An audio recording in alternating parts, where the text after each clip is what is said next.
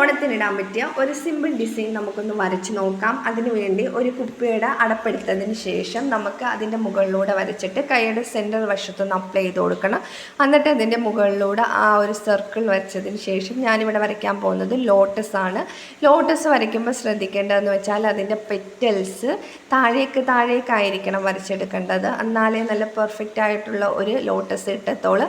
അതിനുശേഷം നമുക്ക് വീണ്ടും സർക്കിൾ വരച്ചു കൊടുക്കാം. സർക്കിൾ വരച്ചതിന് ശേഷം നമ്മൾ ഹംസ് വരച്ചു കൊടുക്കുന്നുണ്ട്.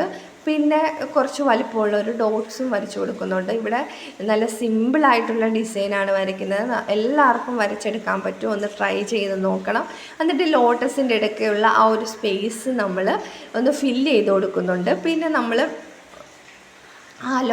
ആ ഡോട്ടിൻ്റെ മുകളിലൂടെ ഇത് ഇങ്ങനെ ഒന്ന് വരച്ചു കൊടുക്കണം. വരച്ചു കൊടുത്തതിന് ശേഷം അതിൻ്റെ മുകളിലൂടെ ഒന്നും കൂടെ ഒന്ന് വരച്ച് അതിന് ശേഷം നമുക്ക് ഫിംഗർ ഡിസൈൻ വരയ്ക്കാം. ഫിംഗർ ഡിസൈൻ വരയ്ക്കുന്നത് ഫിംഗർ ഡിസൈന് ഞാനിവിടെ ലോട്ടസാണ് ഇൻക്ലൂഡ് ചെയ്തിരിക്കുന്നത്.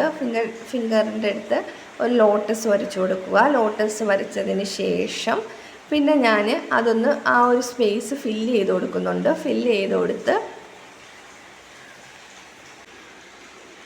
ഒരു ലൈൻ ഇട്ടതിന് ശേഷം ആ ഒരു ബാക്കി പോർഷന് ഞാൻ ഫില്ല് ചെയ്ത് കൊടുക്കുന്നുണ്ട്. വീണ്ടും താഴേക്ക് ഒരു ലൈൻ വരച്ച് ഹംസ് വരച്ച് ഡോട്ട് ഇട്ട് കൊടുത്തിട്ട് ഫുള്ള് ആ ഒരു ഡിസൈൻ ഫുൾ ഫിംഗറിലും വരച്ചു കൊടുക്കാം.